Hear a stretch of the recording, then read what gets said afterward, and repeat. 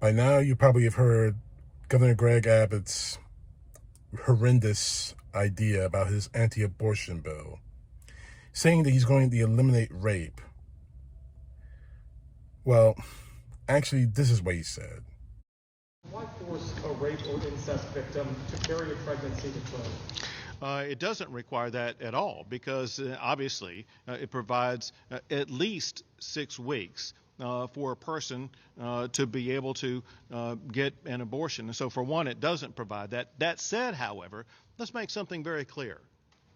Rape is a crime, and Texas will work tirelessly to make sure that we eliminate all rapists from the streets of Texas by aggressively going out and arresting them and prosecuting them and getting them off the streets. So goal number 1 in the state of Texas is to eliminate rape so that no woman, no person will be a victim of rape. That wasn't the question you were asked. But then again, Republicans never answer the questions you're asked. They're asked of them, are they? Do they? But this whole thing, now, I've already made my stance on abortion very clear. In case nobody knows, here it is. If we're talking about a woman or some teenage girl that had a regrettable one-night stand and gets pregnant because of it, and if it was consensual, not mark the use of that word, consensual, that's one thing. You're a woman enough you're grown enough to lay in the bed, you're grown enough to raise a child. Or there are other options. Adoption, surrogacy. Christ, leave the baby in front of a firehouse or a police station. There are sanctuary laws. There are other options before abortion. But if we're talking about someone who was raped, sexually assaulted, whatever definition you want to put to it, or if the mother is in some kind of mortal medical danger, that's something else entirely. But to force women to carry babies is no different whatsoever from the Taliban or ISIS or any of the other radical Muslim groups out there perverting Islam for their own political and terroristic needs. I thought we were living in the United States of America, not the Middle East. But what really is sickening to me, what's really sickening me to the core, is that these pro-lifers are screaming about how they're wanting to protect babies, save babies. I got no problem with that. But what about the people who are alive now? To this moment, I have not heard one single Republican, one single evangelical Christian, as they claim to be, answer questions about what about health care? What about protecting the babies that are being born, protecting lives that are living now? Not a single word.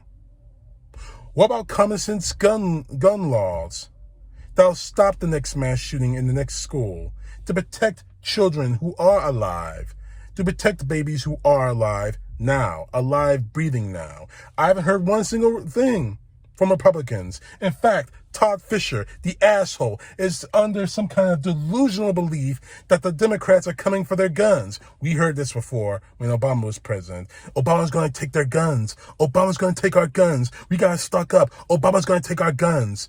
And to this moment, not one Democrat president between Obama and Biden has actually broken into anyone's homes and taken anyone's guns. So you're not pro-life. And I'm going to hit you guys even harder. We are still, whether we realize it or not, in the midst of a pandemic that is still killing people. That's still killing Americans day in and day out. We finally have vaccines to stop the spread. We finally have vaccines that could help stop it. And none of you pro-lifers, you so-called Christian evangelists, will take the vaccine. In fact, I have heard numerous videos and seen many sermons of saying that that we are not taking the vaccine. And one of them actually said it was the mark of the beast, the mark of the devil. In case you don't know, that's in Revelations, the 666, the mark of the beast. And you say you're pro-life, yet you won't do anything to save lives. Crack of my ass. Using God to say, I'm going to save lives, I'm going to save lives. No, you're not. You're not saving anyone's lives by this crap. And here's what really burns me. Today, Todd Fisher decided to say, I don't know the difference between consensual sex and sexual assault, rape. Now, I wasn't raped. I hope to God that never happens to me. I hope to God that never happens to my children if I decide to have children. I hope to God that never happens to anyone close that I know. But I understand, but I know the difference. And I'm not saying that because I watched almost every episode of Law & Order SVU. I took college classes in criminal justice. One of the classes I took was about sexual assault. I read real stories and listened to real testimony of people, men, women, men, children who were raped. I know the difference between consensual sex and rape. And what really bothers me is that assumption bastards like Fisher, like Abbott, like DeSantis, like the entire Republican Party, like the whole Christian evangelical movement that likes to wave their Bibles at us when we do something wrong, but don't want to wave it at anyone else when they do something wrong. And I am not, I swear to God, I am not trying to make this into a Trump video, but he is the perfect example of it. We have a man who's been married 3 times, multiple times, we put it that way, has cheated on all of his wives multiple times, who is the embodiment of the 7 deadly sins. And they say nothing.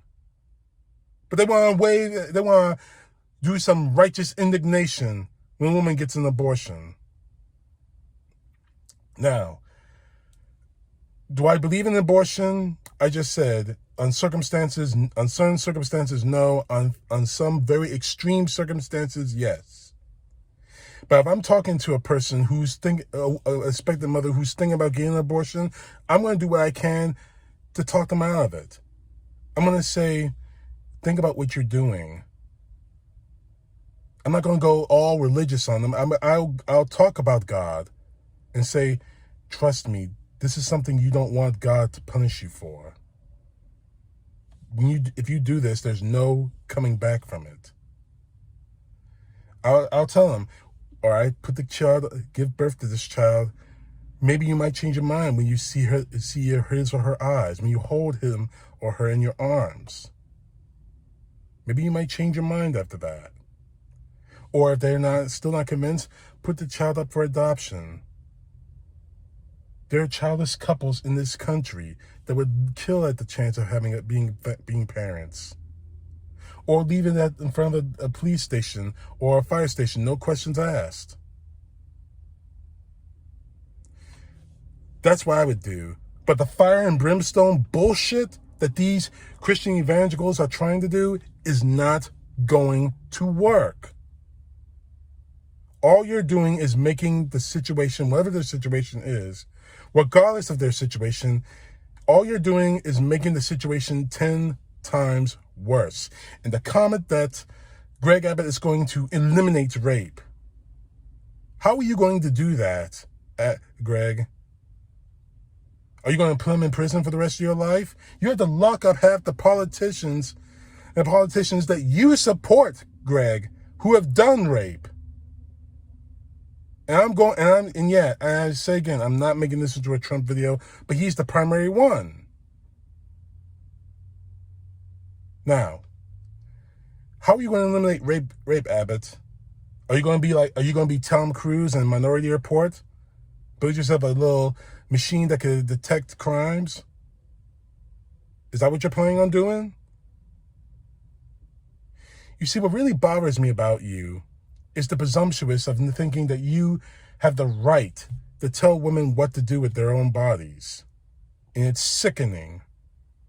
It's no different than the Taliban. It's no different than ISIS. It's no different than whatever terrorist group perverts religion, not just Islam. Because it's not just Islam, the Islamic fundamentalists who are doing this, who pervert all religions, including Christianity. And as much as it burns a lot of you evangelical Christians out there, you perverted the scriptures and God for political and social ends. I don't do that. And that is what's really killing the church right now. It's pathetic. It is really pathetic. And that statement, and going in closing, that statement from Fisher that I don't know the difference between legitimate rape. I'm sorry. Oh God, I can't believe I just said that. A few years ago, a politician, a Republican, obviously, used that phrase, legitimate rape. Like, what exactly is legitimate rape? Rape is rape. What exactly does that mean? Anyway, for the fact that him saying that I don't know the difference between rape and consensual sex is insulting to every rape victim out there. It's insulting to me, because again, I never been raped. I don't know anyone who personally has been sexually assaulted. But when you insult my intelligence like that, in a circumstance like this, I am offended, wholeheartedly offended by that. But then again, why is that supposed to be surprising? Coming from people who think they have the right to tell women what to do with their own bodies. It's not surprising. It's not surprising at all. It really isn't. It's really, really pathetic, actually.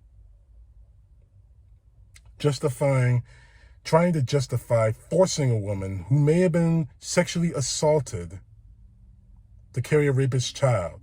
Now again, if that's their choice and it's between them and God, they'll answer for it when the time comes. But they'll answer to God, not to fundamental whack jobs like Todd Fisher, who makes excuses for telling women what to do with their lives. Guys like Greg Abbott and every Republican fundamentalist evangelical Christian who thinks they have the right to tell people what to do with their lives. You don't. You seriously don't. And again, I'm going to call out that hypocrisy. Because if you really are pro-life, as you say you are, why aren't you not doing things that'll actually save lives? Why aren't you encouraging people to get vaccinated against the virus? Wearing a mask, social distancing. Why are you not encouraging people to do that? And don't give me the old excuse of 39% effectivity or anything like that, or masks are not effective. I took the vaccine, and I still wear a mask, and I'm still standing. And so is everyone else in my family, thank God. But I've got over 600,000 people in this country who are not.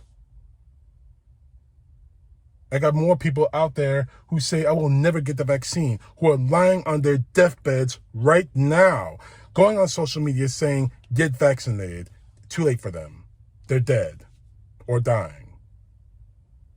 And the last thing they probably say is, I wish I had taken the vaccine. Why are you not doing anything about common sense gun laws to prevent the next school shooter? Nothing. What are you doing about making sure healthcare is accessible to everyone? Nothing. Your boy Donald Trump was in office for 4 years, kept saying that the replacement for Obamacare was 2 weeks away. He said that for over 4 years. Nothing. So you're not pro-life at all. You're pro-birth. After that, it is what it is. In your eyes, whatever happens to that child is what it is. And you know you are. You know you are. So I'm going to call out the hypocrisy of the pro-lifers, saying that you're pro-birth, not pro-life. CTP, know the truth. God bless. Peace to the left, justice to the right.